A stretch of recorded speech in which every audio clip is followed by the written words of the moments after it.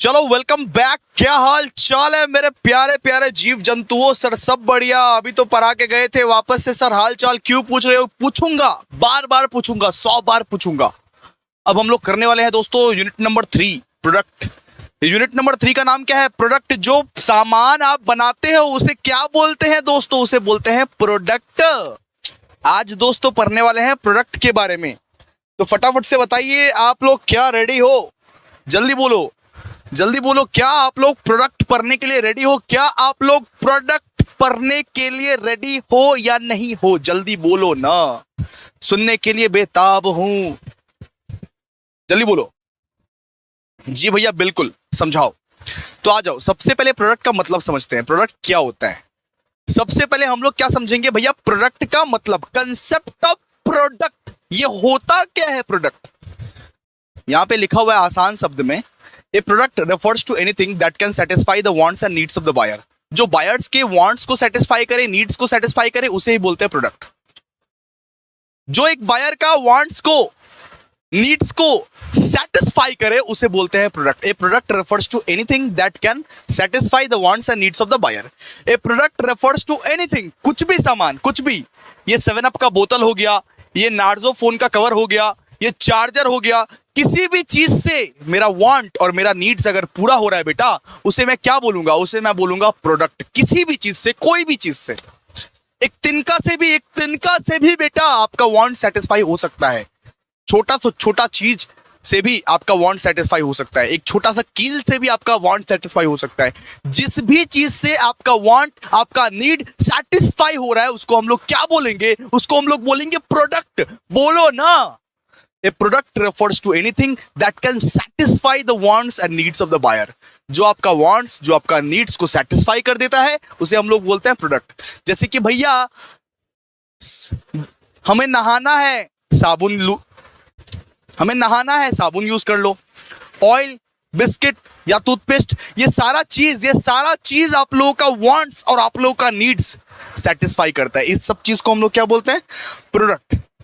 लेकिन सुनिए, एक प्रोडक्ट में सिर्फ फिजिकल प्रोडक्ट काउंट नहीं होता बेटा। आप लोग समझोगे कि प्रोडक्ट मतलब होता है भैया साबुन, तेल, बिस्किट, ये टूथपेस्ट, मोबाइल, फलाना डिमकाना, ये सब प्रोडक्ट होता है। नहीं, सर्विसेज भी काउंट होता है। जी भैया बिल्कुल। आपको जो मैं अभी सर्विस दे रहा हूं, आपको जो मैं अभी ट्यूशन पढ़ा रहा हूं, वो भी काउंट होगा प्रोडक्ट में।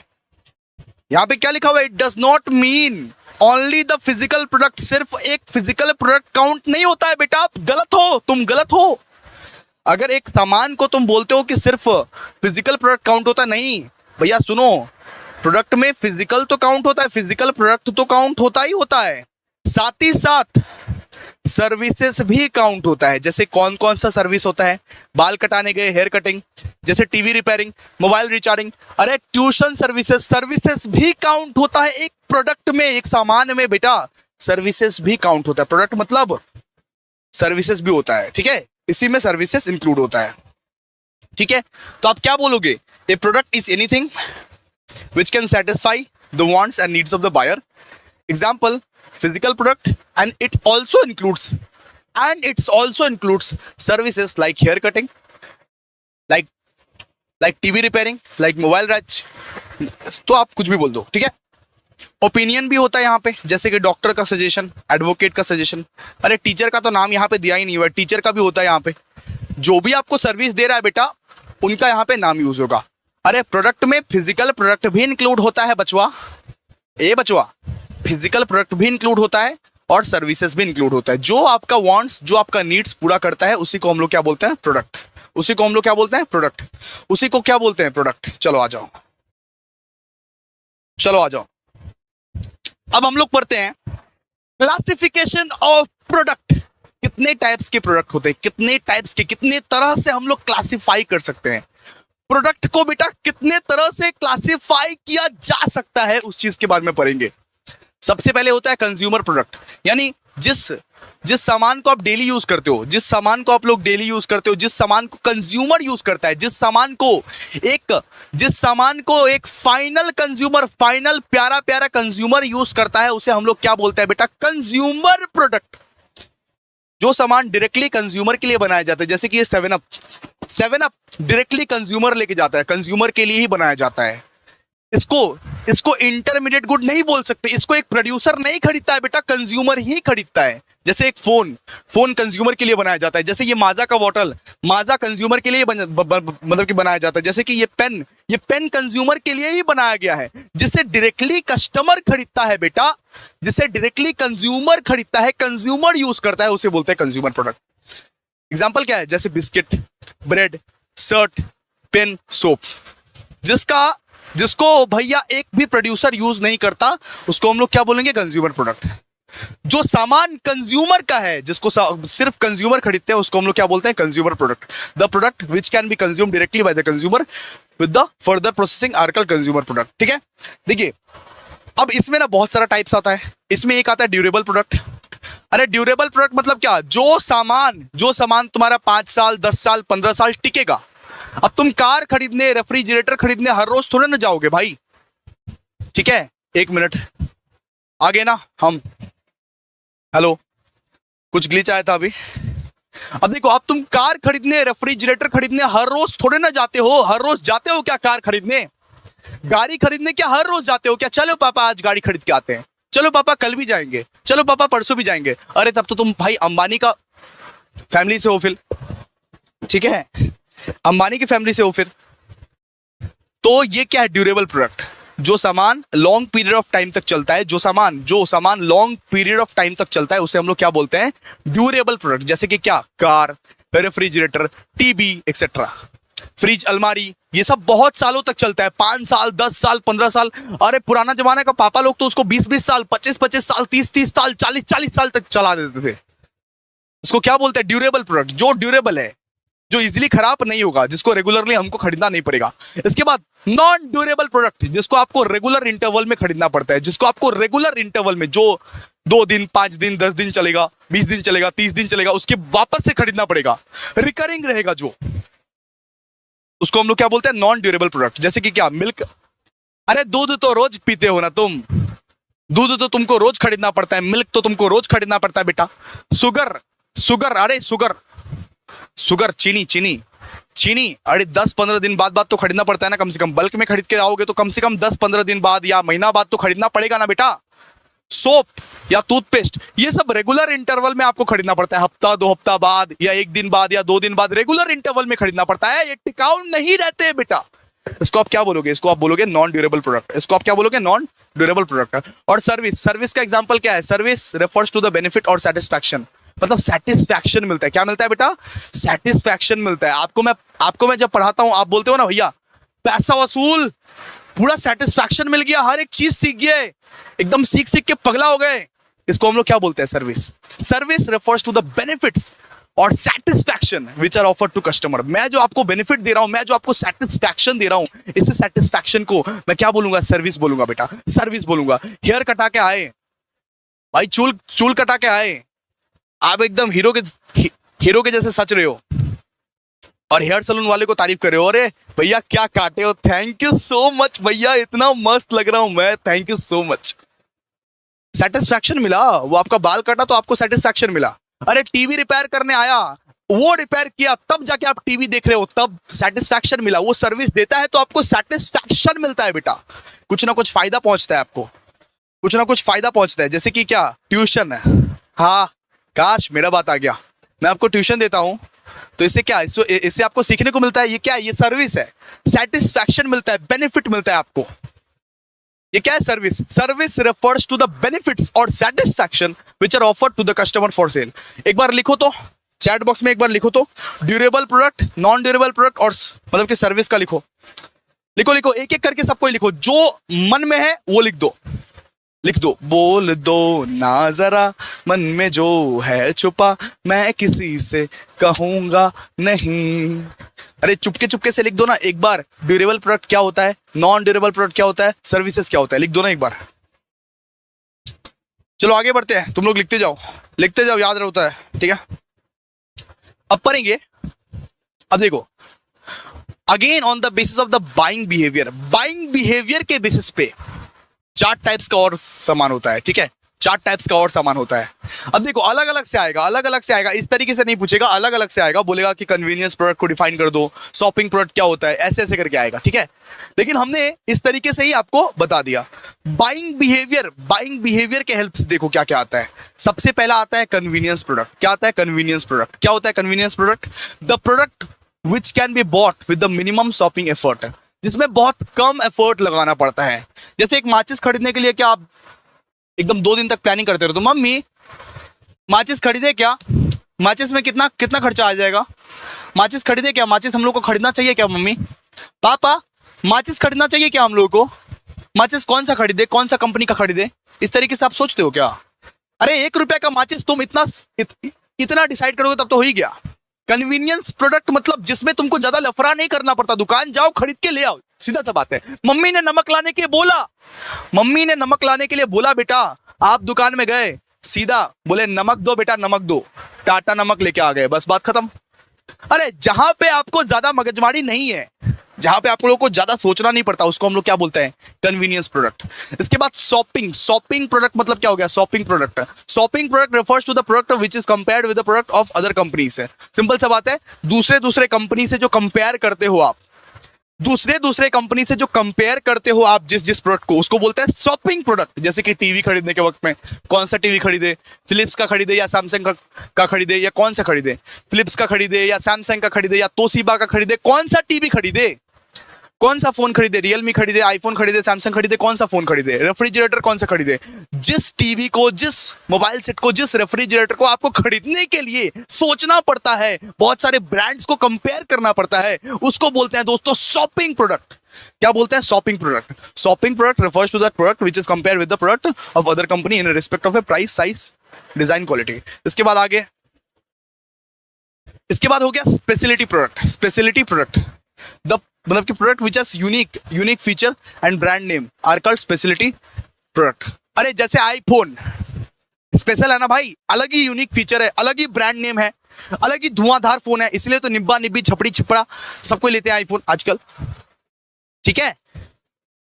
तो स्पेशलिटी प्रोडक्ट मतलब जो एक अलग ही यूनिक फीचर देता है, जो एक अलग ही यूनिक फीचर देगा, जो एक अलग ही ब्रांड नेम देगा, ब्रांड नेम देख के लोग जिसको अट्रैक्ट हो जाते हैं। जैसे कि टीवी हो गया, जैसे 2 mobile set of Samsung company, अरे सैमसंग का है ना ऐसे ऐसे, अरे 2 फोन 2 सेट, उसको क्या बोलते हैं? Special product. जो ज्यादा स्पेशल हो, रिस्ट स्मार्ट वॉट, जो थोड़ा ज्यादा स्पेशल सामान हो, उसको हम लोग क्या बोलते हैं? Speciality product. उसको हम लोग क्या बोलते हैं? स्पेशलिटी प्रोडक्ट, ठीक है।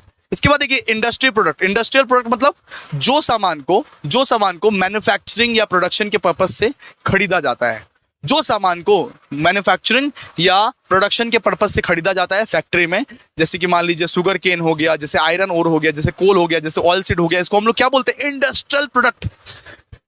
एक सामान लाए आप, उस सामान में आपने कुछ प्रोसेसिंग किया, फिर जाके आपका फाइनल गुड्स निकला, फिनिश्ड गुड्स निकला आपका। तो ये सामान को आप क्या बोलोगे? ये सामान को आप बोलोगे रॉ मटेरियल। जो आपका रॉ मटेरियल होता है वही होता है इंडस्ट्रियल प्रोडक्ट। इंडस्ट्रियल प्रोडक्ट किसको बोलते हैं? रॉ मटेरियल को बोलते हैं, रॉ मटेरियल को बोलते हैं, ठीक है। चलिए आइए नेक्स्ट,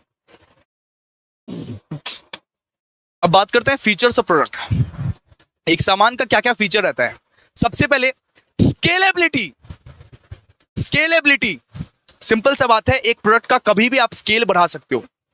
मान लो ये चार्जर मैं बेच रहा हूं, सुनो, ये चार्जर मैं बेच रहा हूं, मेरा पहले डिमांड था मार्केट में बस 2-3 बिकता था।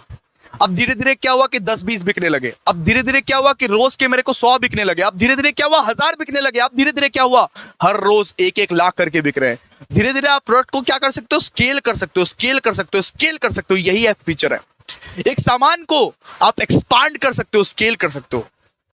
The thing is regarded a product only when it has a saleability. अच्छा सॉरी, सेलेबिलिटी लिखा हुआ है, सेलेबिलिटी। स्केलेबिलिटी तो होता ही है, सेलेबिलिटी भी होता है। सेलेबिलिटी मतलब एक सामान आपका ऐसा रहना चाहिए, सुनिए, सॉरी।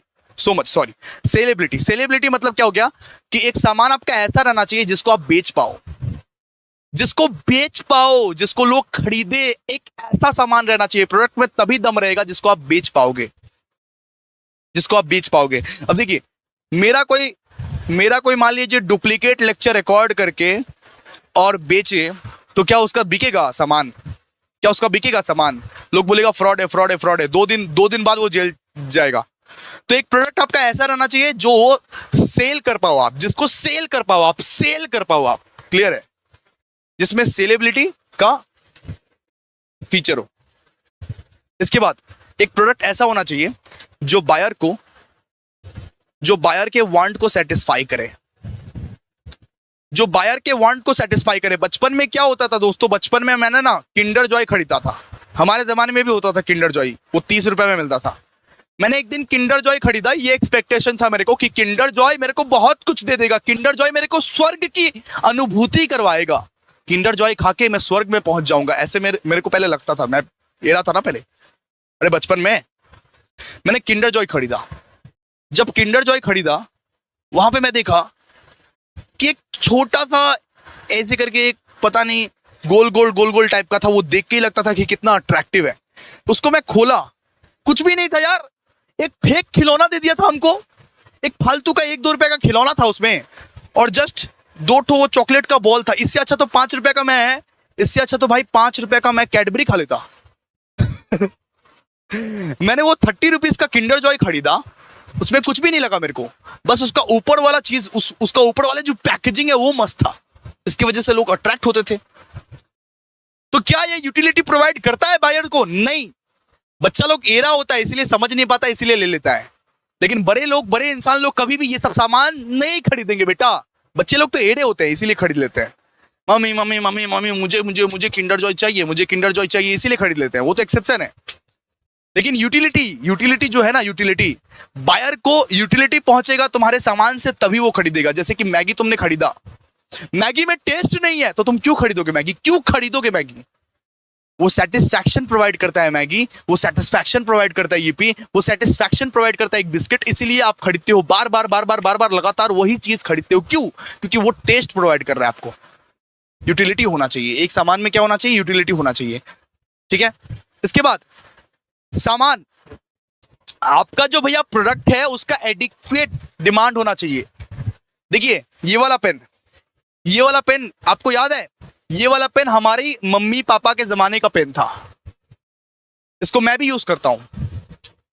बोला जाता है कि 19 के मतलब कि 80s या 90s में ये पेन बहुत चलता था। 1980s या 90s में ये पेन बहुत चलता था। ये रेनॉल्ड्स का पेन है, ये रेनॉल्ड्स का पेन ब्लू कलर का पेन है।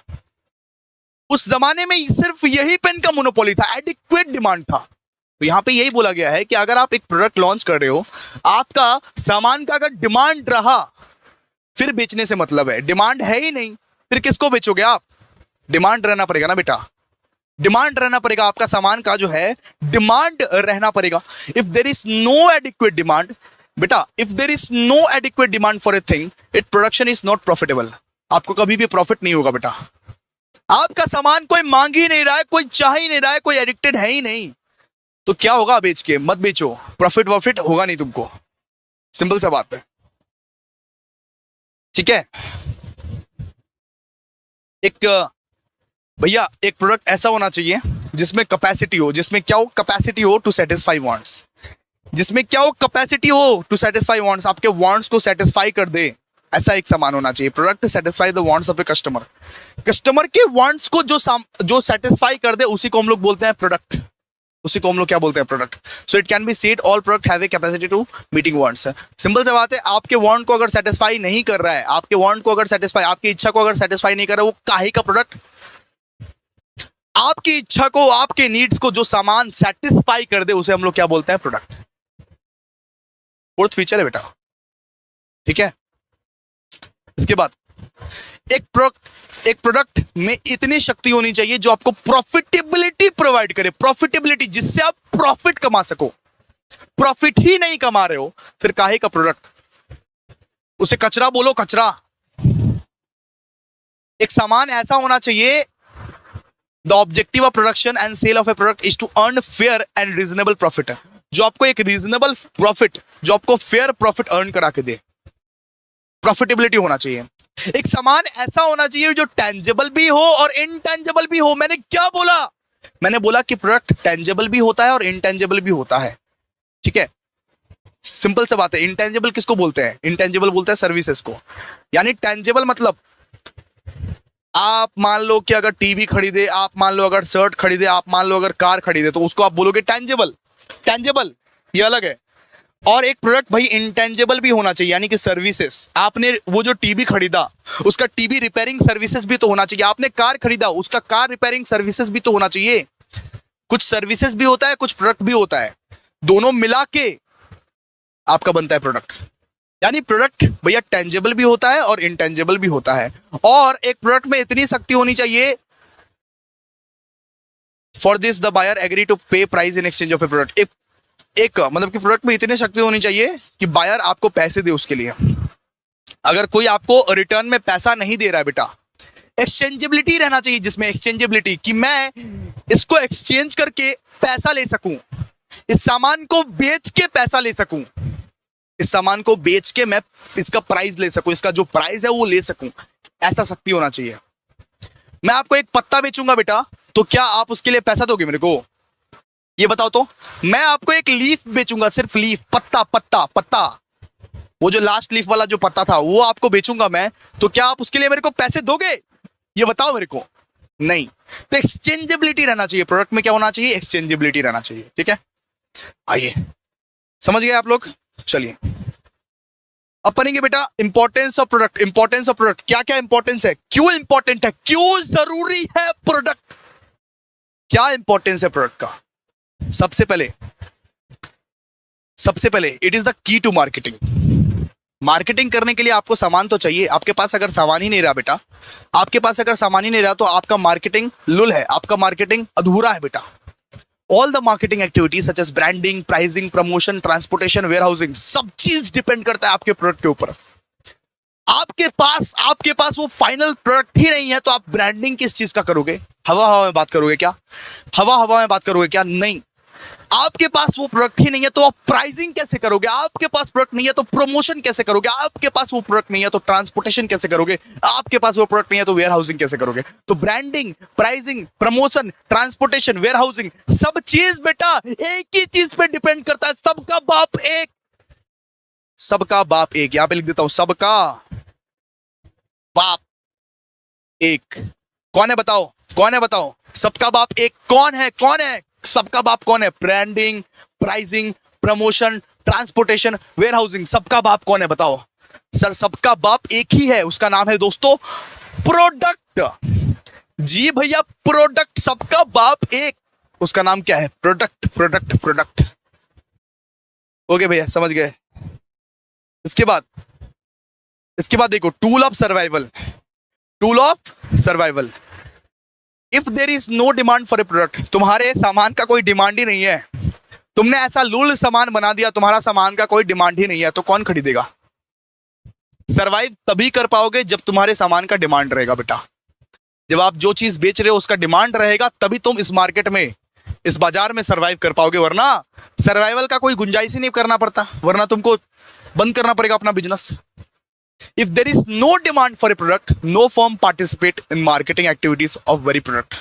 आपका सामान का कोई डिमांड ही नहीं है तो क्यों आप उस सामान को बेचोगे? आप तो दूसरा सामान को बेचोगे, आप दूसरा सामान को बेचोगे। आपका कोई सामान का डिमांड नहीं है। आजकल के युग में मास्क कोई बेचता है बेटा? जब कोरोना आया था तब हर एक शॉप में मास्क रहता था। आज मास्क का डिमांड नहीं है, कोई नहीं पहनता है तो कोई बेचता नहीं है, कोई नहीं पहनता तो कोई बेचता नहीं है। बेचेगा क्यों? बेचेगा तो नुकसान होगा ना भाई, बेचेगा क्यों? एक चीज का डिमांड रहेगा तभी उस चीज को बेचेगा। तो टूल ऑफ सर्वाइवल। अब देखिए main element of marketing mix भी बोला जाता है। ये जो मतलब कि प्रोडक्ट है तभी प्राइस है, प्रमोशन है, फिजिकल डिस्ट्रीब्यूशन है। मार्केटिंग मिक्स का जो 4 पीस है, सबसे मेन एलिमेंट क्या है? प्रोडक्ट। अगर आपके पास सामान ही नहीं रहा तो प्राइस का क्या करोगे, प्रमोशन का क्या करोगे, फिजिकल डिस्ट्रीब्यूशन का क्या करोगे? सबसे मेन एलिमेंट क्या है? प्रोडक्ट। इसके बाद 4 means of want satisfaction. Means of want satisfaction, तो सिंपल सा बात है, आपके पास अगर सामान है, आपके पास अगर प्रोडक्ट है, तभी आपका वांट, सारा का सारा वांट्स जो है वो सेटिस्फाई हो पाएगा। The main objective of all marketing activity is to satisfy the wants of the customer. Simple सा बात है, सबसे पहला ऑब्जेक्टिव क्या रहता है एक प्रोडक्ट का सबसे पहला ऑब्जेक्टिव क्या रहता है दोस्तों? To satisfy the wants and needs of the customer, to satisfy the wants and needs of the customer. इसके बाद help in sales promotion, help in sales promotion. Sales का अगर कुछ आप प्रमोशन करना चाहते हो, अगर आप सेल प्रमोशन करना चाहते हो, उसके लिए भी आपको सामान तो दिखाना पड़ेगा ना, सामान डिस्प्ले कराना पड़ेगा। The product having high quality are easily acceptable to the market. अगर आपका प्रोडक्ट में दम है, आपका प्रोडक्ट में अगर दम है, आपका प्रोडक्ट अगर हाई क्वालिटी है, तो इजीली कस्टमर लोग एक्सेप्ट कर लेंगे। वाओ, जैसे टाटा नमक, देश का नमक, टाटा नमक देश का नमक। हर मम्मी की एक ही पसंद, बेटा टाटा नमक, टाटा नमक, MDH, ठीक है। हर मम्मी का एक ही पसंद, नमक में टाटा नमक, मसाले में एवरेस्ट या तो MDH, है ना बेटा। ये क्या है, आपका सामान अगर हाई क्वालिटी का है तो सब लोग ऑटोमेटिकली आपका एक्सेप्ट कर लेंगे, कोई भी डाउट वाउट नहीं करेगा आपके सेल के ऊपर। हेल्प इन सेल्फ प्रमोशन, सामान में दम रहना चाहिए बेटा, सामान में अगर दम है तो भाई कोई भी खरीद लेगा। देखो, मेरे को पढ़ाने में अगर दम है, मेरे को लगता है कि मेरे पढ़ाने में दम है, मैं अगर वो क्वालिटी दूंगा आपको, तो आप ऑटोमेटिकली अट्रैक्ट हो जाओगे, ऑटोमेटिकली आओगे। सच्चाई बात है ना। इसके बाद भैया tool of competition in the मतलब कि present day keen competitive market, every firm has to compete with the rival firms. हर एक फर्म को अपने अपने राइवल्स के साथ कंपटीशन करना पड़ रहा है। अगर आपको कंपटीशन करना है, अगर आपको प्रॉपर तरीके से कंपटीशन करना है, तो आपका सामान जो होना चाहिए वो बेटा धांसू होना चाहिए, धांसू। आपका सामान में वो दम रहना चाहिए, वो पावर रहना चाहिए। Tool of competition, product is known as the tool of competition. अगर आपको कंपटीशन करना है, अगर आपको किसी को कंपीट करना है बेटा, अगर मेरे को किसी को कंपीट करना है, तो मेरे में शक्ति होनी चाहिए कि मैं आपको उस बेटर टेक्नोलॉजी से पढ़ाऊं, उस बेटर तरीके से पढ़ाऊं, फिर जाके मैं कंपीट कर पाऊंगा, ठीक है। अगर आप में शक्ति नहीं है, आप में आलस भरा पड़ा है, आप मेहनत करना ही नहीं चाहते, तो क्या कंपटीशन देंगे आप? फिर तो आप कंपटीशन देंगे ही नहीं। और एक सामान ऐसा होना चाहिए जो आपको गोल अचीव करने में हेल्प करे, एक प्रोडक्ट आपका ऐसा होना चाहिए जो आपको गोल अचीव करने में हेल्प करे। The basic goal of each firm is to earn profit which depends on the product of the firm, because if the मतलब के product of a firm are acceptable to the customer, it is not difficult for that very firm to earn profit. Simple सी बात है, help in achieving गोल। ये जो आपका product रहना चाहिए, ये कैसा होना चाहिए? ये ऐसा होना चाहिए कि आपको गोल्स अचीव करने में हेल्प हो, इससे आपको गोल्स अचीव करने में बहुत ज्यादा हेल्प हो। सिंपल सा बात है, हेल्प इन अचीविंग गोल, ठीक है।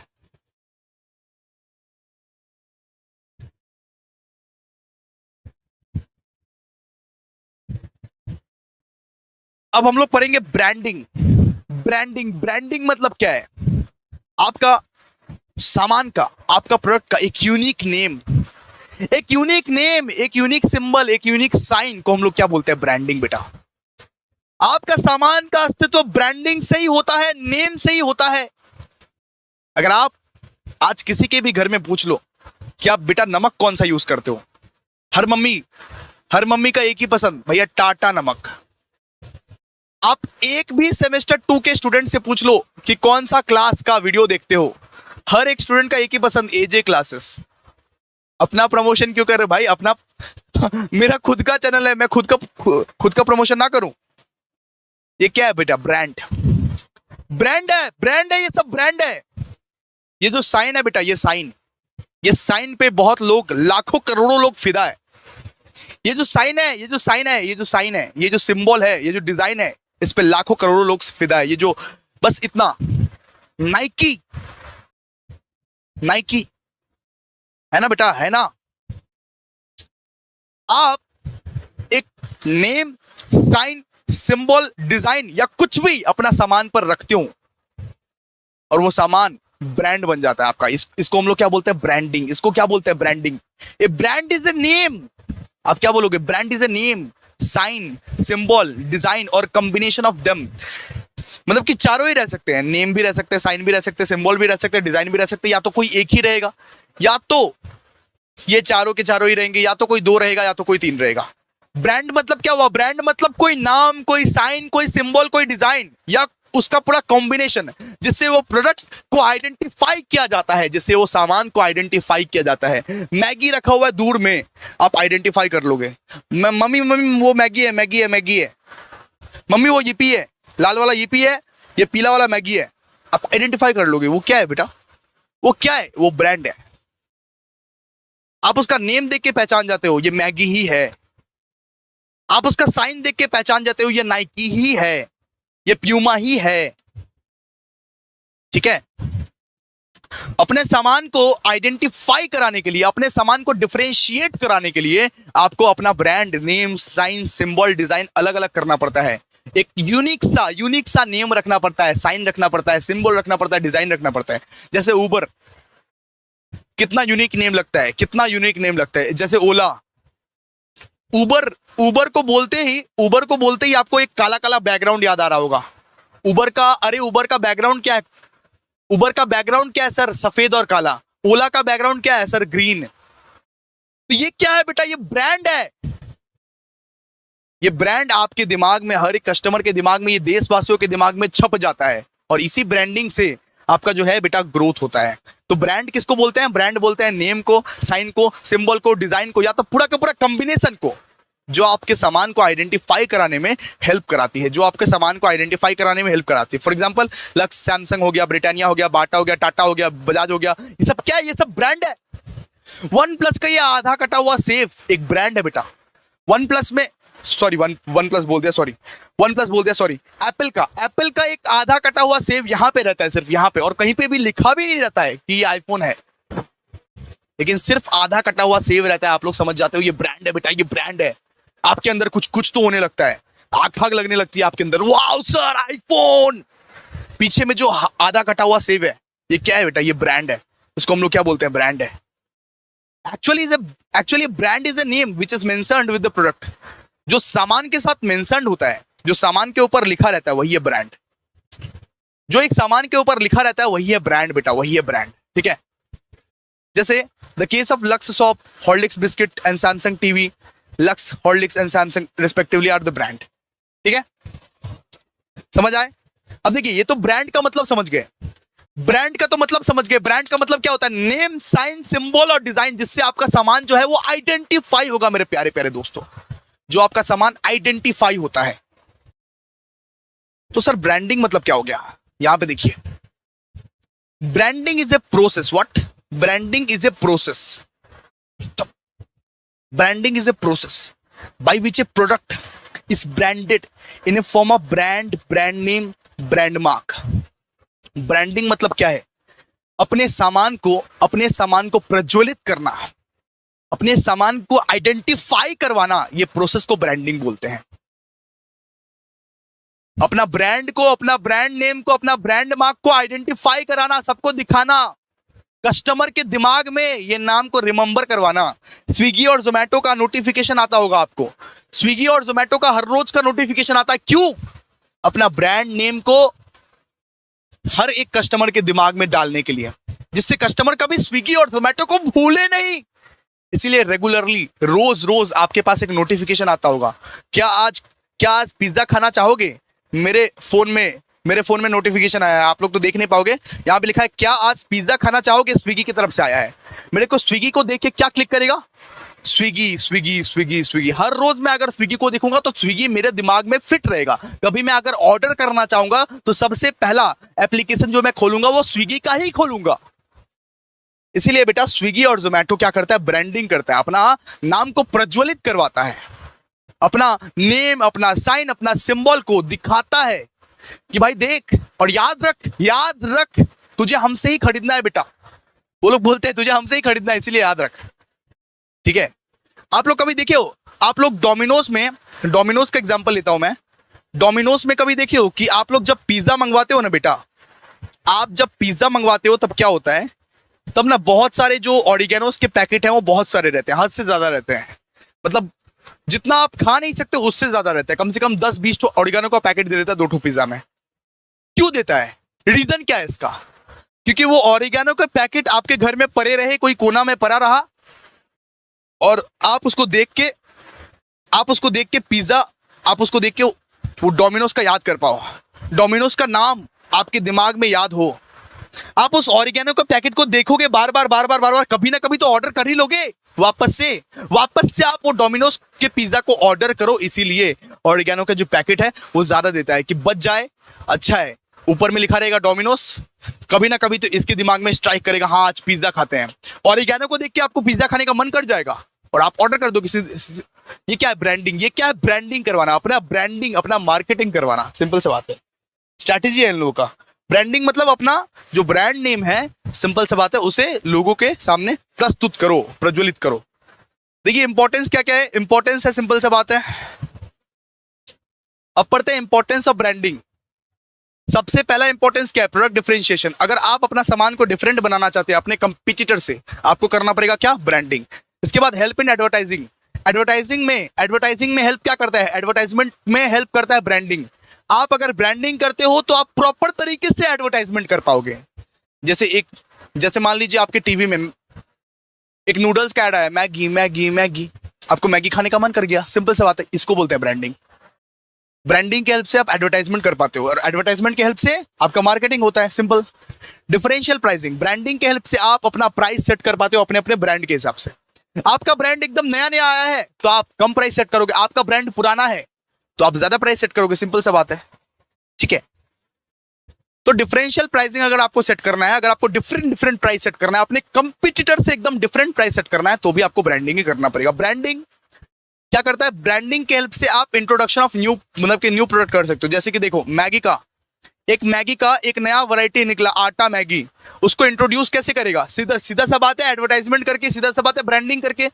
मैगी प्रेजेंट्स आटा मैगी, मैगी ऊपर में लिखा रहेगा, मैगी प्रेजेंट्स आटा मैगी, इस तरीके से लिखा रहेगा, सीधा सा बात है, ठीक है। जैसे कि active salt toothpaste, brand Colgate, simple सा बात है, कोलगेट के नीचे लिखा रहता है ना एक्टिव चारकोल टूथपेस्ट। कोलगेट अगर लिखा रहेगा तो कोलगेट का सारा ब्रांड तुम खरीद लोगे। कोलगेट का चारकोल आए या कोयला आए, कुछ भी आए भाई, तुम खरीद लोगे। कोलगेट लिखा रहेगा, ऊपर में लिखा रहना चाहिए ब्रांड का नाम।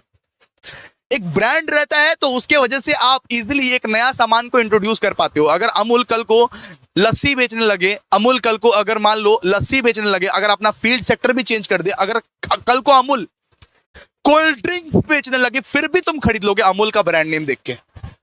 कल को अमूल अगर कोल्ड ड्रिंक बेचने लगे, फिर भी तुम अमूल खरीद लोगे, अमूल का सामान खरीदोगे उसका ब्रांड नेम देख के, ठीक है।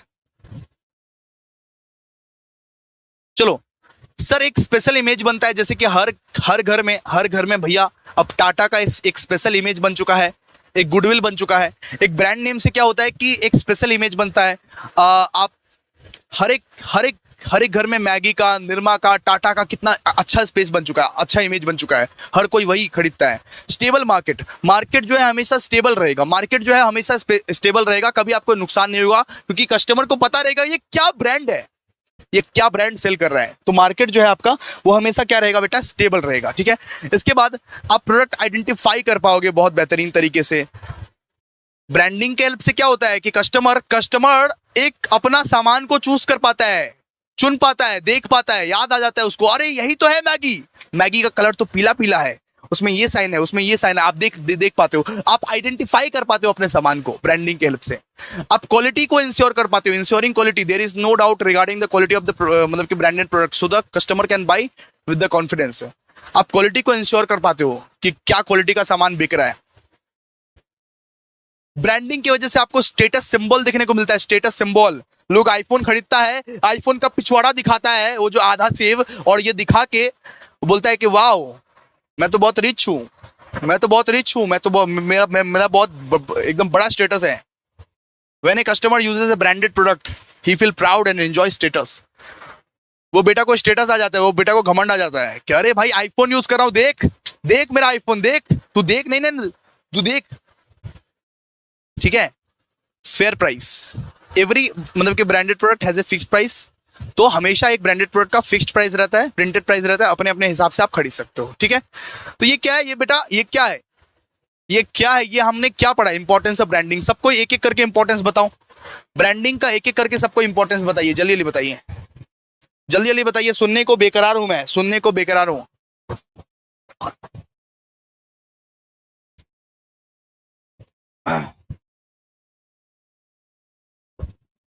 आइए आगे बढ़ते हैं, सबको एक एक करके बताओ ना इंपॉर्टेंस। आइए फिर आगे बढ़ते हैं। हम लोग अभी पढ़ेंगे कि एसेंशियल ऑफ गुड ब्रांडिंग, एक अच्छा ब्रांडिंग रहने के लिए क्या क्या रहना चाहिए, मतलब एक अच्छा ब्रांडिंग रहने के लिए, एक अच्छा ब्रांडिंग रहने के लिए क्या क्या रहना चाहिए। सिंपल सा बात है, ब्रांड क्या रहना चाहिए, ब्रीफ एंड सिंपल। एक ब्रांड का नाम जो रहना चाहिए वो सिंपल रहना चाहिए, जैसे उबर हो गया, जैसे ओला रह गया, जैसे जोमेटो रह गया। सिंपली आप जिस ब्रांड का नेम एकदम सिंपल ले सको, सिंपली ले सको, वैसा एक ब्रांड नेम रहना चाहिए आपका। ठीक है, ब्रांड नेम क्या रहना चाहिए, brief and simple. Brief and what, simple. अच्छा, ब्रांड नेम क्या रहना चाहिए आपका, इजीली प्रोनाउंसिएबल, जिसको आप प्रोनाउंस बहुत ज्यादा इजीली कर सकते हो, जो हर किसी को याद रह सकता है, जो हर किसी को याद रह सकता है, जैसे जोमेटो, जैसे टाटा, जैसे रिलायंस।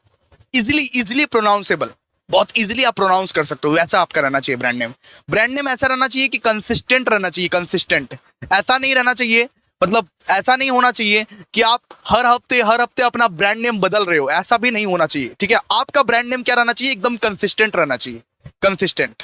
ब्रांड नेम क्या होना चाहिए, यूनिक रहना चाहिए। आपका ब्रांड नेम सबसे ज्यादा यूनिक रहना चाहिए। The name of the brand should not be the similar to the name of any other brand prevailing in the market, और such a name should not be used so that it can be easily be intimidate. Simple से बात है। Unique मतलब आपका जो brand name है ना वो यूनिक होना चाहिए, दूसरों से अलग। जैसे उबर और ओला का सेम काम है, लेकिन उबर और ओला का नाम तो डिफरेंट है ना भाई। उबर और ओला का नाम तो डिफरेंट है ना। ऐसा तो नहीं है कि ओला और भोला है या उबर और फूबर है, नहीं ना। उबर और ओला एकदम डिफरेंट नेम रखा है, लेकिन काम सेम है। तो आपका कंपनी जो है वो एकदम डिफरेंट लगे, वैसा आपका नाम होना चाहिए, यूनिक होना चाहिए। जैसे कि टाइड हो गया, जैसे लक्स हो गया, जैसे थम्स अप हो गया, जैसे कोका कोला हो गया, अलग अलग नाम होना चाहिए, यूनिक नाम होना चाहिए। Okay sir. और आपका नाम जो है, आपका ब्रांड नेम जो है वो कंसिस्टेंट होना चाहिए विद अदर लैंग्वेजेस। आप दूसरा लैंग्वेज भी यूज कर रहे हो, फिर भी वो लैंग्वेज में भी इजिली प्रोनाउंसेबल हो, इजिली सब कुछ इजिली हो वहां पे। जैसे कोका कोला को अगर बिहारी में बोलेंगे तो वो भी मतलब कि सेम ही रहेगा। अगर इसको हम लोग बंगाली में भी बोलेंगे फिर भी सेम ही रहेगा। अगर इसको हम लोग मतलब कि तमिल में बोलेंगे, अगर हम लोग इसको पंजाबी में बोलेंगे, मराठी में बोलेंगे तो भी सेम ही रहेगा। तो एक ब्रांड नेम ऐसा होना चाहिए कि दूसरे लैंग्वेजेस वाले भी इसको इजीली प्रोनाउंस कर पाए। ठीक है, चलिए आगे हम लोग पढ़ेंगे लेबलिंग के बारे में। आगे हम लोग क्या पढ़ेंगे, लेबलिंग के बारे में। तो लेबलिंग मतलब क्या होता है, लेबलिंग मतलब एक सामान में आप देखिएगा मैन्युफैक्चरिंग डेट लिखा रहता है, एक्सपायरी डेट लिखा रहता है, एमआरपी लिखा रहता है, उसको हम लोग क्या बोलते हैं, लेबलिंग।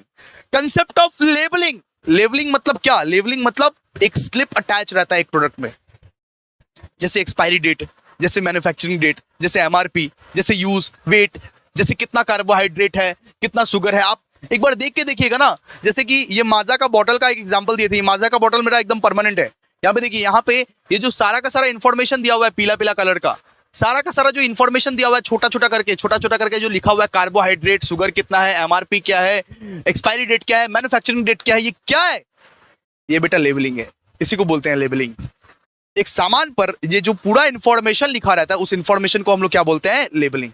इंफॉर्मेशन को हम लोग क्या बोलते हैं, लेबलिंग। ठीक है, तो यहां पे देखिए क्या लिखा हुआ है, before knowing the meaning of the labelling we have to understand the meaning of the label. Label मतलब क्या होता है, लेबल मतलब होता है एक स्लिप जो अटैच रहता है प्रोडक्ट, जो एक प्रोडक्ट पे अटैच रहता है, एक स्लिप जो अटैच रहता है एक प्रोडक्ट पे। ठीक है, a slip is on attached on the product or the package of the product in order to provide various information regarding the product such as the name of the product, name of the manufacturer, contents। Simple सा बात है, एक सामान में जो name of the सामान लिखा रहता है, नेम ऑफ द मैन्युफैक्चरर लिखा रहता है, कंटेंट ऑफ द प्रोडक्ट लिखा रहता है, एमआरपी लिखा रहता है, एक्सपायरी डेट लिखा रहता है, उसको हम लोग क्या बोलते हैं, लेबलिंग बोलते हैं। लेबल के 4 टाइप्स होते हैं। कितने टाइप्स होते हैं बताओ तो? लेबल के 4 टाइप्स होते हैं बेटा, 4 टाइप्स होते हैं। एक होता है ब्रांड लेबल, एक होता है ग्रेड लेबल, एक होता है डिस्क्रिप्टिव लेवल, एक होता है कॉम्बिनेशन लेवल। ब्रांड लेवल मतलब क्या होता है, ब्रांड लेवल मतलब ब्रांड का नाम एक्सप्रेस होता है। जैसे कि ये देखो, ये माजा बड़ा बड़ा करके लिखा माजा, ये क्या है, ये ब्रांड लेवल है। ये क्या है, ये ब्रांड लेवल है। ब्रांड लेवल में क्या होता है कि ब्रांड का नाम एक्सप्रेस होता है। ग्रेड लेवल मतलब क्या होता है, the level which is to classify a product into different categories, standard and quality. मतलब जहां पे ये लिखा रहता है कि ये कौन सा क्वालिटी का है, ये कौन सा स्टैंडर्ड का है, ये कौन सा कैटेगरी का है, उसको हम लोग क्या बोलते हैं, उसको हम लोग बोलते हैं ग्रेड लेवल। अब ये माजा का सबसे बड़ा वाला बोतल है। अब इससे इससे एक छोटा भी आता होगा, उससे भी छोटा आता होगा। अपना अपना स्टैंडर्ड लिखा रहेगा ना, अपना अपना स्टैंडर्ड, अपना अपना क्वालिटी तो लिखा रहेगा ना हर एक सामान में। उसको हम लोग क्या बोलते हैं? Grade level. उसको हम लोग क्या बोलते हैं? Grade level, grade level, grade level. ठीक है, जैसे कि कितना ग्राम का है, 1 kg का है या 750 ग्राम का है, 500 ग्राम का है, 200 ग्राम का है, 100 ग्राम का है, सब लिखा रहता है ना भाई। उसको हम लोग क्या बोलते हैं? Grade level. इसके बाद डिस्क्रिप्टिव लेवल। डिस्क्रिप्टिव लेवल मतलब जहां पे नेम ऑफ द प्रोडक्ट लिखा रहता है, नेम ऑफ द मैन्युफैक्चर लिखा रहता है, कंटेंट्स ऑफ द प्रोडक्ट लिखा रहता है, मैन्युफैक्चरिंग एंड एक्सपायरी डेट्स लिखा रहता है। जैसे कि ये सामान का नाम क्या है, ये सामान के मैन्युफैक्चरर का नाम क्या है, ये सामान का कंटेंट्स क्या है, कार्बोहाइड्रेट, शुगर कितना कितना है, एक्सपायरी डेट क्या है, मैन्युफैक्चरिंग क्या है, इसको हम लोग क्या बोलते हैं? Descriptive level. Descriptive level. और कॉम्बिनेशन लेवल मतलब क्या होता है? कॉम्बिनेशन लेवल जहां पे ब्रांड लेवल, ग्रेड लेवल और डिस्क्रिप्टिव लेवल तीनों रहता है, वहां पे उसको हम लोग क्या बोलते हैं? Combination level. तीनों का तीनों चीज अवेलेबल है, ब्रांड लेवल भी है, ग्रेड लेवल भी है, कॉम्बिनेशन लेवल भी है। जहां पे ये तीनों चीज अवेलेबल रहता है वहां पे हम लोग क्या बोलते हैं? Combination level. मतलब सुनो ना, एक ब्रांड लेवल यानी कि वो सामान का नाम, ग्रेड लेवल यानी कि वो कौन सा क्वालिटी का है, वो कौन सा स्टैंडर्ड का है, ये भी लिखा हुआ है वहां पे। और डिस्क्रिप्टिव, यहां पे डिस्क्रिप्टिव भी लिखा हुआ है। तीनों चीज अगर लिखा हुआ है उसको हम लोग क्या बोलते हैं? Combination level. Combination level, combination level. आगे बढ़ते हैं। समझ आया इतना तक आपको? इतना तक आप लोग को समझ आया? बताइए, जल्दी बोलिए, जल्दी बोलिए, आप लोग को समझ आया इतना तक? फिर आगे बढ़े हम।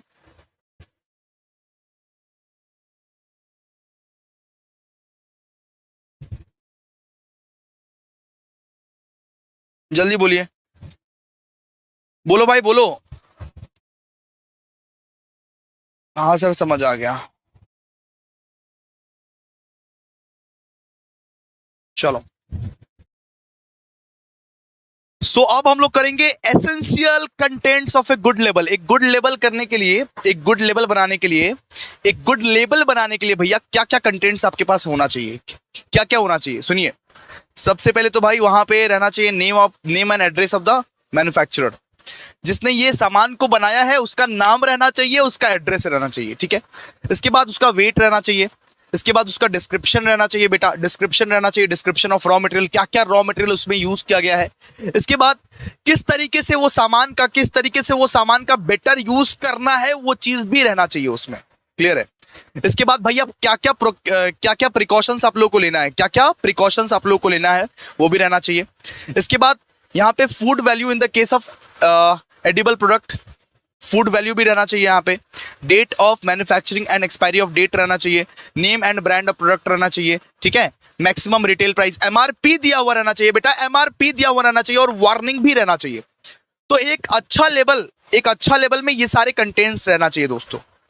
एक अच्छा लेवल में ये सारे कंटेंट्स रहना चाहिए। क्या क्या रहना चाहिए? Name and address of the manufacturer, weight and measurement of the product, description of raw material, direction of the proper use of the product, precautions for the use of the product, food value रहना चाहिए in case of edible product. इसके बाद date of manufacturing and date of expiry रहना चाहिए, name and brand of the product रहना चाहिए, MRP रहना चाहिए उसमें, और कुछ वार्निंग अगर हो तो वार्निंग भी रहना चाहिए उसमें। अब देखिए, अब हम लोग पढ़ेंगे पैकेजिंग। ये पैकेजिंग क्या होता है? सुनिए, बहुत सारे जो सामान होते हैं वो पैकेजिंग से ही अट्रैक्ट होते हैं। Example Kinder Joy. बचपन में जो आप लोग किंडर जॉय से मनमोहित हो जाते थे ना कि पापा पापा हमको किंडर जॉय खरीद के दो वरना हम घर नहीं जाएंगे, उसका पैकेजिंग को देख के। उसके अंदर कुछ नहीं था दोस्तों, उसका पैकेजिंग में दम था कि आप अपने सामान को कौन से बॉक्स में, कौन से बॉटल में, कौन से प्लास्टिक बैग्स में, कौन से पेपर्स में, कौन से पेपर कार्टून्स में रख रहे हो, वो ज्यादा मैटर करता है। आपका जितना ज्यादा सुंदर पैकेजिंग रहेगा उतना ज्यादा प्रोडक्ट बिकेगा दोस्तों। ज्यादातर लोग पैकेजिंग से अट्रैक्ट होते हैं, ज्यादातर लोग पैकेजिंग से ही अट्रैक्ट होते हैं, है ना? ज्यादातर लोग पैकेजिंग से अट्रैक्ट होते हैं। आपका पैकेजिंग अगर दोस्तों अट्रैक्टिव रहेगा, सुंदर रहेगा दिखने में, तो लोग अट्रैक्ट हो जाएंगे। सिंपल। तो पैकेजिंग रेफर्स टू फिलिंग और enclosing the goods in bottles है। सिंपल सा बात है, अपने सामान को आप बॉटल्स में भर रहे हो, बॉक्स में भर रहे हो, प्लास्टिक बैग्स में भर रहे हो, पैकेट्स में भर रहे हो, पेपर कार्टून्स में या ट्यूब्स में भर रहे हो, उसको हम लोग क्या बोलते हैं? पैकेजिंग। अपने एक गुड्स को आप बॉटल्स में, बॉक्स में, प्लास्टिक बैग्स में, पैकेट्स में, पेपर कार्टून्स में, ट्यूब्स में, किसी चीज में भर रहे हो भाई, किसी भी चीज में भर रहे हो, लाइक करो ना, क्यों नहीं कर रहे हो लाइक? किसी भी चीज में भर रहे हो, उसको हम लोग क्या बोलते हैं? पैकेजिंग। जिससे वेस्टेज ना हो, स्पॉइलेज ना हो, इवेपोरेशन ना हो, ब्रोकेज ना हो, वो गुड्स टूटे ना, उसका वेस्ट ना हो, उसका स्पॉइलेज ना हो, उसका इवेपोरेशन ना हो, उसका ब्रोकेज ना हो, सिंपल सा बात है। इसलिए आप लोग पैकेजिंग करते हो। किस लिए आप लोग पैकेजिंग करते हो? इसीलिए आप लोग पैकेजिंग करते हो, इसीलिए आप लोग पैकेजिंग करते हो। ओके सर, आगे बताइए सर। सो पैकेजिंग का ना 3 टाइप्स होता है। एक होता है प्राइमरी पैकेजिंग, एक होता है सेकेंडरी पैकेजिंग, एक होता है प्राइमरी पैकेजिंग, एक होता है सेकेंडरी पैकेजिंग, एक होता है ट्रांसपोर्टेशन पैकेजिंग। एक होता है बेटा प्राइमरी पैकेजिंग, एक होता है सेकेंडरी पैकेजिंग, एक होता है transportation packaging. Sir primary packaging क्या होता है, जरा मेरे को समझा दो ना प्लीज सर, प्लीज सर मेरे को समझा दो ना प्राइमरी पैकेजिंग क्या होता है। तो प्राइमरी पैकेजिंग क्या होता है, देखिए प्राइमरी पैकेजिंग में एक tube, bottle, match box etcetera, इसको हम लोग क्या बोलते हैं, प्राइमरी पैकेजिंग। सुनिए, माचिस का डब्बा आप जब खोलिएगा ना, माचिस का जब छोटा सा डब्बा आप खोलिएगा, उसमें से तिल्ली निकलेगा। जो सबसे क्लोजेस्ट पैकेजिंग रहता है, जब सबसे क्लोजेस्ट पैकेजिंग रहता है, उसको हम लोग क्या बोलते हैं, primary packaging. Primary packaging refers to filling a product in the container. वो सामान जिसमें रहता है, जैसे कि ये बॉटल में 7 अप रहता है, ये बॉटल में 7 अप रहता है, इसको हम लोग क्या बोलेंगे, इसको खोलते ही 7 अप दिखेगा, ये क्या है बेटा, ये प्राइमरी पैकेजिंग है। जिसमें वो सामान रहता है, जिसमें वो सामान खुद रहता है, उसको हम लोग क्या बोलते हैं, प्राइमरी पैकेजिंग। जैसे कि ट्यूब में, बॉटल में, मैच बॉक्स में। अब बता दें सेकेंडरी पैकेजिंग क्या होता है। सेकेंडरी पैकेजिंग, लाइक करो, लाइक क्यों नहीं कर रहे हो, लाइक करो। सेकेंडरी पैकेजिंग क्या होता है? सेकेंडरी पैकेजिंग, मान लीजिए ये एक बॉक्स है, इसमें मेरे को फोन दिखा, इसमें मेरे को क्या दिखा, फोन, इसमें एक फोन है, ठीक है, ये क्या है, ये है प्राइमरी पैकेजिंग, ये है प्राइमरी पैकेजिंग। अब ये बॉक्स जो है, ये इस थैले में भरती है।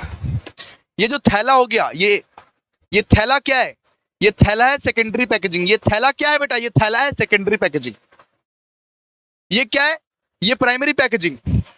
ये प्राइमरी पैकेजिंग जिसमें रियल सामान है, जिसमें मेरा फोन है, ओके, जिसमें वो फाइनल प्रोडक्ट है, इस थैला में मैंने पैक कर दिया। ये क्या है बेटा, ये सेकेंडरी पैकेजिंग। ये क्या है, ये सेकेंडरी पैकेजिंग। समझे आप लोग, कुछ समझ में आया? बिल्कुल sir. Secondary packaging refers to enclosing a product in that container और packets which takes extra care of the product. Product का एक्स्ट्रा केयर करने के लिए, जैसे आप लोग बाबू का एक्स्ट्रा केयर करते हो ना, एक्स्ट्रा केयर करते हो, बिल्कुल एक्स्ट्रा केयर करने के लिए हम लोग सेकेंड लेयर ऑफ पैकेजिंग लगाते हैं, सेकेंड लेयर ऑफ पैकेजिंग, ठीक है। चलिए, जैसे एक टूथपेस्ट जब खरीदोगे, सबसे पहले तो इसका प्राइमरी पैकेजिंग कुछ इस तरीके से दिखेगा, इसके बाद इस तरीके से एक कार्ड बॉक्स से इसका सेकेंडरी पैकेजिंग बनता है, सेकेंडरी लेयर ऑफ पैकेजिंग, इसको क्या बोलते हैं, सेकेंडरी पैकेजिंग। इसके बाद एक रहता है ट्रांसपोर्टेशन पैकेजिंग। अब ये देखिए, ये है कोलगेट का प्राइमरी पैकेजिंग, ये है सेकेंडरी पैकेजिंग। अब एक तो बक्सा रहता है जहां पे ऐसे ऐसे बहुत सारे कोलगेट्स रहते हैं, ऐसे ऐसे बहुत सारे बॉक्स रहते हैं, ऐसे ऐसे बहुत सारे कोलगेट्स रहते हैं, उसको हम लोग क्या बोलते हैं, ट्रांसपोर्टेशन पैकेजिंग। एक बहुत ही बड़ा कार्ड बॉक्स रहता है जहां पे 100-200 तो कोलगेट रहते हैं, टूथपेस्ट रहते हैं, उसको हम लोग क्या बोलते हैं, ट्रांसपोर्टेशन पैकेजिंग। ट्रांसपोर्टेशन पैकेजिंग, तो ट्रांसपोर्टेशन पैकेजिंग किसको बोलते हैं, transportation packaging refers to that packaging which is necessary for transporting and storing the product. सामान का स्टोर करने के लिए, ट्रांसपोर्ट करने के लिए जो पैकेजिंग आपका नीडेड है, उसको हम लोग क्या बोलते हैं, ट्रांसपोर्टेशन पैकेजिंग। Transportation packaging. आइए आगे, अब बात करते हैं importance and advantages of packaging. आपको इंपॉर्टेंस पूछा जाए, आपको एडवांटेज पूछा जाए, बात एक ही होगा। सबसे पहले मोर प्रेफरेंस, सबसे पहले कस्टमर जो है ना, वो प्रेफर करते हैं पैक्ड प्रूफ। आप एक कस्टमर को लूज सामान दोगे ना, वो कस्टमर नहीं लेगा आपसे, वो बोलेगा भाग, नहीं लेंगे तुमसे, जाओ। एक कस्टमर को लूज सामान दोगे तो वो नहीं लेगा, वो बोलेगा पैकिंग वाला सामान चाहिए, पूरा पैक चाहिए, पूरा पैक। तो कस्टमर क्या प्रेफर करता है, पैक्ड सामान, पैक्ड प्रोडक्ट। इसके बाद अरे भैया, वो सामान को आपको रक्षा करना है, प्रोटेक्ट करना है, आपको क्या करना पड़ेगा, पैकेजिंग करना पड़ेगा। प्रॉपर पैकेजिंग करोगे तभी तो वो सामान ज्यादा मतलब कि प्रोटेक्टेड रहेगा। वो सामान को आइडेंटिफाई करवाने के लिए प्रॉपर तरीके से पैकेजिंग करना पड़ेगा आपको। आइडेंटिफिकेशन ऑफ प्रोडक्ट में भी आपको हेल्प करता है। आप उस सामान को बेटा आइडेंटिफाई करवाना चाहते हो, आप दिखाना चाहते हो कि लोग समझ गए, लोग आइडेंटिफाई कर लिए सामान को, तो इसके लिए भी आपको करना पड़ेगा। इसके बाद help sales promotion, help in sales promotion. Sales promotion करना चाहते हो तो आपको क्या करना पड़ेगा बेटा, पैकेजिंग करना पड़ेगा। सेल्स प्रमोशन करना चाहते हो, क्या करना पड़ेगा, पैकेजिंग करना पड़ेगा। Help in maintaining quality and quantity, अगर आपको अपना क्वालिटी मेंटेन करना है, अगर आपको अपना क्वांटिटी सही तरीके से मेंटेन करना है, तो पैकेजिंग प्रॉपर तरीके से किया करो, वरना तो आपका सामान खराब हो जाएगा। आप अपना सामान का क्वालिटी को बचाना चाहते हो, क्वांटिटी को बचाना चाहते हो, तो सबसे पहले पैकेजिंग करना पड़ेगा। डस्ट से, हीट से, लाइट से, मॉइस्चर से, सब चीज से बचाना चाहते हो, पैकेजिंग बढ़िया से करो। पैकेजिंग बढ़िया से करोगे, सब चीज ठीक रहेगा। आप इंफॉर्मेशन को सही तरीके से सप्लाई करना चाहते हो, सप्लाई करवाना चाहते हो, तो प्रॉपर तरीके से पैकेजिंग करो, क्योंकि उस पैकेजिंग में ही तो सब कुछ लिखा रहेगा, सारा इंफॉर्मेशन लिखा रहेगा। ये क्या था, importance and advantages of packaging. ठीक है, याद कर लीजिएगा आप लोग, याद कर लीजिएगा आप लोग। ठीक है, अब देखिए characteristics of the good packaging. अब हम लोग क्या पढ़ेंगे, पैकेजिंग का कैरेक्टरिस्टिक्स क्या क्या है, क्या क्या फीचर्स है कैरेक्टरिस्टिक्स। सबसे पहले क्या है, कन्वीनियंस। एक पैकेज प्रोडक्ट ना कन्वीनियंस प्रोवाइड देता है। आपको एक चीज खुला हम दे देंगे, आपको ये फोन अगर हम खुला ऐसे बेच देंगे तो आप ऐसे हाथ में लेके जाओगे, लेकिन आपको एक थैली में देंगे तो आप उसको भैया आसानी से पकड़ के लेके जाओगे अपने घर में। तो एक कन्वीनियंस प्रोवाइड करता है, पैकेजिंग के हेल्प से एक कन्वीनियंस प्रोवाइड करता है। इसके बाद adaptability, the package should be such a size that is possible to keep the package. Simple सी बात है, एक पैकेजिंग एक साइज में रहना चाहिए ना बेटा, एक साइज में रहना चाहिए जो आपको कन्वीनियंटली हैंडल करने में है। आपका सामान है, आपका रियल सामान है इतना, और आपको कोई इतना बड़ा बॉक्स में पैक करके दे दिया तो क्या चलेगा, नहीं, रियल साइज में होना चाहिए। आपको थैली भी इतना ही रहना चाहिए, इतना अगर प्रोडक्ट है। ठीक है, अट्रैक्टेबल रहना चाहिए। बहुत सारा दुकान में क्या होता है कि पैकेजिंग देख के ही लोग खरीद लेता है, अट्रैक्टेबल होता है वो, अट्रैक्टेबल। आपका पैकेजिंग कैसा होना चाहिए बेटा, अट्रैक्टेबल होना चाहिए, जो कस्टमर को खींच ले, जो कस्टमर को ऑटोमेटिकली खींच ले। ठीक है, अट्रैक्टेबल होना चाहिए। इसके बाद सेफ्टी, सेफ्टी होना चाहिए भाई वो पैकेजिंग। जैसे कि ये हम लेके जा रहे हैं, ऐसे करके हम हिलाते हिलाते जा रहे हैं इसको, ठीक है, ऐसे ऐसे करके हम हिलाते हिलाते जा रहे हैं।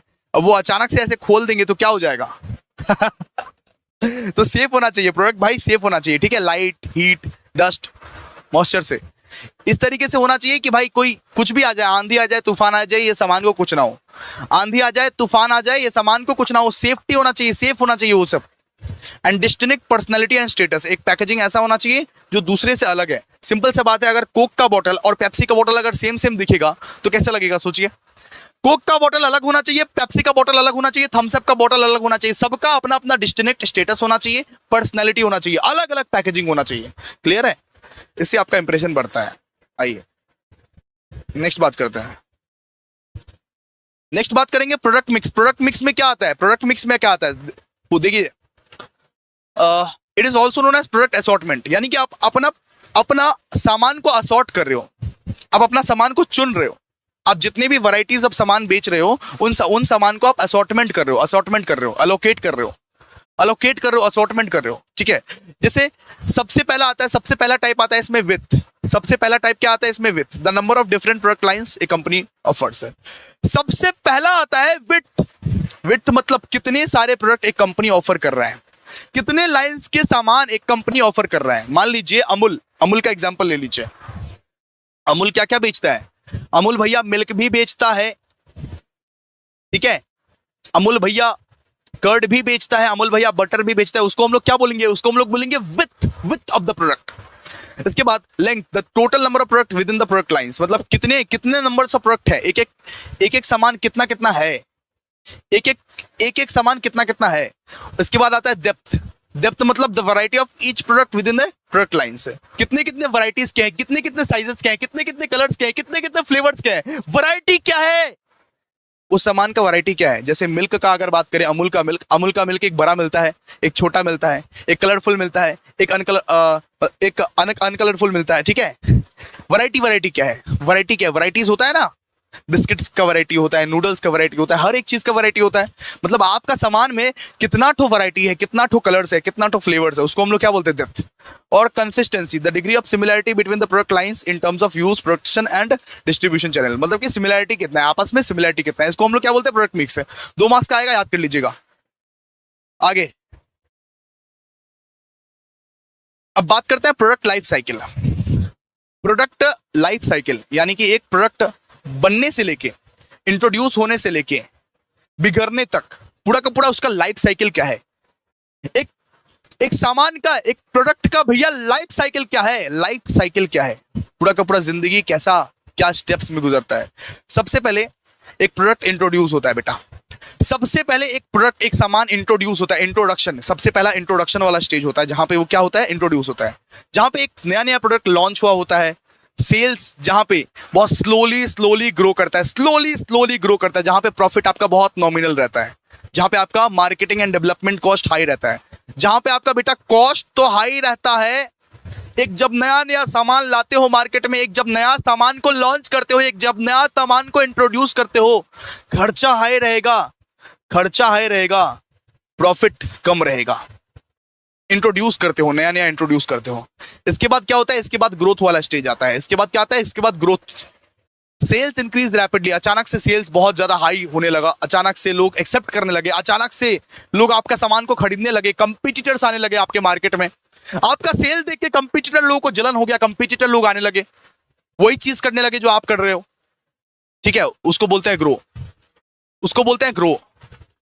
सबसे पहले इसका एग्जांपल मैं देना चाहूंगा गोंधुराज मोमो आया था एक टाइम पे, फिर क्या हुआ था, यहां पे सबसे पहले इंट्रोड्यूस हुआ था वो सामान, पहले क्या हुआ था, इंट्रोड्यूस हुआ था, लॉन्च हुआ था वो सामान, तब फिर इंट्रोड्यूस हुआ था, फिर क्या हुआ, फिर ग्रो होने लगा, उसका सेल्स ना अचानक से ग्रो होने लगा, प्रॉफिट भी राइज होने लगा। इसके बाद क्या हुआ, इसके बाद सेल्स ग्रोथ ना बहुत स्लो हो जाता है, बिकॉज बहुत सारे कंपटीटर आ जाते हैं मार्केट में, बहुत सारे मार्केट में आ जाते हैं, तो थोड़ा सा ग्रो जो है वो स्लो होने लगा। अब किसी को वो मोमो पसंद आ ही नहीं रहा है, अब बहुत कॉमन हो चुका है ये मोमो, सब बेच रहा है, सब हर एक के घर के सामने बिक रहा है, तो अब क्या होगा, सेल्स डिक्लाइन हो जाएगा, सीधा सा बात है। तो 4 स्टेजेस होते हैं एक प्रोडक्ट के, सबसे पहले इंट्रोड्यूस होता है वो सामान, इसके बाद ग्रोथ होता है, अचानक से सेल ग्रो होता है उसका, इसके बाद मैच्योरिटी पीरियड आता है, मैच्योरिटी पीरियड मतलब सेल्स का ग्रो जो है ना वो कम जाता है, वो कम हो जाता है, इसके बाद डिक्लाइन वाला फेज आता है। क्या आता है, डिक्लाइन वाला फेज आता है, sales and profit decline as the product loses customer interest, decline हो जाता है सेल्स का। ठीक है, तो ये क्या है, प्रोडक्ट लाइफ साइकिल, ये क्या है बेटा, प्रोडक्ट लाइफ साइकिल। ठीक है,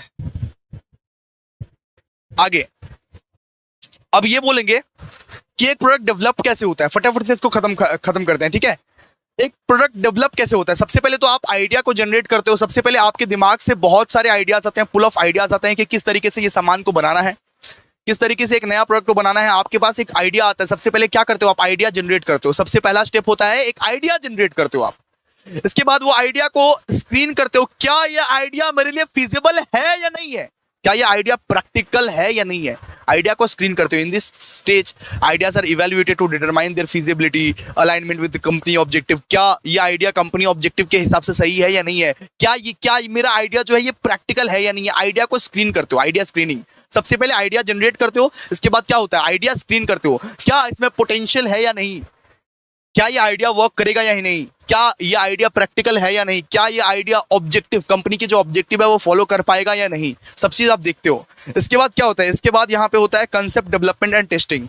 आप उसका डेवलपमेंट करते हो, आप उसका टेस्टिंग करते हो, आप उस सामान का डेवलपमेंट करते हो, आप उस आइडिया को डेवलप करते हो, आगे बढ़ाते हो, ब्रॉड बनाते हो, और सोचते हो, उसका टेस्ट करते हो। Promising ideas are developed into product. Simple सा बात है, वो प्रोडक्ट बना दिया आप, उसका टेस्टिंग किए, हर इंसान के पास टेस्टिंग किए, सर्वे लिए, फीडबैक लिए, सब इंसान का फीडबैक लिए, क्या आपको ये सामान अच्छा लग रहा है या नहीं लग रहा है, सबसे पहले डेवलप किए और टेस्ट किए उसको। इसके बाद पूरा का पूरा बिजनेस को एनालाइज किए, जो बिजनेस आप करने वाले हो उस बिजनेस को एनालाइज किए, अपने कंपटीटर को एनालाइज किए, कॉस्ट को एनालाइज किए, प्राइसिंग स्ट्रैटेजी को एनालाइज किए, सेल को फोरकास्ट किए कि हमारा सेल हो पाएगा या नहीं हो पाएगा, प्रॉफिटेबिलिटी है या नहीं है इस बिजनेस में, खर्चा को एनालाइज किए, प्राइसिंग स्ट्रैटेजी को एनालाइज किए, सेल को एनालाइज किए, इसके बाद पोटेंशियल प्रॉफिटेबिलिटी, सब चीज को एनालाइज किए। इसके बाद क्या होता है, सही में आप सामान को डेवलप करते हो, आप ह्यूज बल्क में वो सामान को डेवलप करते हो। आप ये सोचते हो कि आपका फाइनेंशियली फिजिबल है या नहीं है, प्रैक्टिकल है या नहीं है, उसको सोचने के बाद आप सारा का सारा सामान को पूरा बढ़िया तरीके से डेवलप करते हो। इसके बाद प्रॉपर तरीके से एक बार और मार्केट टेस्टिंग करते हो। Before a full scale launch the product में अंडरगो मार्केट टेस्टिंग। इसके बाद आप लिमिटेड मार्केट टेस्टिंग करते हो, जैसे जियो 5G लॉन्च करने के बाद क्या किया, सबसे पहले अपना प्रोडक्ट डेवलप किया, इसके बाद मार्केट टेस्ट करा ना। अभी जियो 5G का जो नेटवर्क है वो लिमिटेड एरिया में जा रहा है अभी, और अभी टेस्टिंग चल रहा है, टेस्टिंग। और जब टेस्टिंग खत्म हो जाएगा तब जियो वाला क्या करेगा, कमर्शलाइज करेगा इसको, तब इसको बेचेगा, तब इसको प्लान्स बना के बेचेगा। जियो 5G का एग्जाम्पल ले लो ना बेटा। सबसे पहले जियो 5G ने क्या किया, आइडिया को जनरेट किया कि हाँ भाई 5G लाना है। इसके बाद आइडिया को स्क्रीन किया कि क्या ये आइडिया प्रैक्टिकल है, फिजिबल है या नहीं है। जियो ने सोचा क्या 5G आ भी सकता है या नहीं आ सकता, हमारी औकात है 5G लाने की या नहीं है। सोच लिया, सोचने के बाद जब उसको लगा कि हाँ हम ला सकते हैं, उसके बाद वो डेवलप किया, उसके बाद वो टेस्ट किया, डेवलप करके एक दो तीन वो टेस्ट किया, बहुत ही लिमिटेड एरिया में, बस मतलब कि जस्ट एक फीडबैक या एक फोकस्ड ग्रुप के साथ वो टेस्ट किया। इसके बाद वो पूरा का पूरा बिजनेस को बढ़िया तरीके से एनालाइज किया। जियो ने स्ट्रैटेजी बनाया, कॉस्ट देखा, फोरकास्ट किया, इसके बाद वो प्रोडक्ट को सही में डेवलप कर दिया। जियो 5G को सही में बढ़िया तरीके से डेवलप कर दिया। इसके बाद मार्केट टेस्टिंग किया, फुल स्केल लॉन्च से पहले पूरा का पूरा मार्केट टेस्टिंग कर रहे हैं ना, अभी आपको दे रहा है ना जियो 5G फ्री में, 4G लो तो 5G मिल जाएगा फ्री में। मार्केट टेस्टिंग ही तो चल रहा है। इसके बाद क्या हो रहा है, इसके बाद हो रहा है कमर्शियलाइजेशन, इसके बाद वही चीज को वो बेचेगा, ठीक है, वही चीज को वो बेचेगा, और इससे हमारा हो जाता है ये chapter complete. Thank you so much guys. और एक बार भाई लाइक कर दो अगर तुमको लगता है कि मैं तुम्हारा हेल्प कर रहा हूँ। देखो पूरा दिन बैठ के मैं इतना एफर्ट डाल रहा हूँ, एक बार अगर तुमको लगता है कि मैं एफर्ट डाल रहा हूँ तो प्लीज लाइक कर दीजिए, कमेंट कर दीजिए, बिकॉज आप अगर कमेंट नहीं करते हो, लाइक नहीं करते हो तो कोई इसका फायदा नहीं होता है ना। लाइक, कमेंट और शेयर कर दीजिए। थैंक यू सो मच, मिलते हैं नेक्स्ट वीडियो में, तब तक के लिए बाय।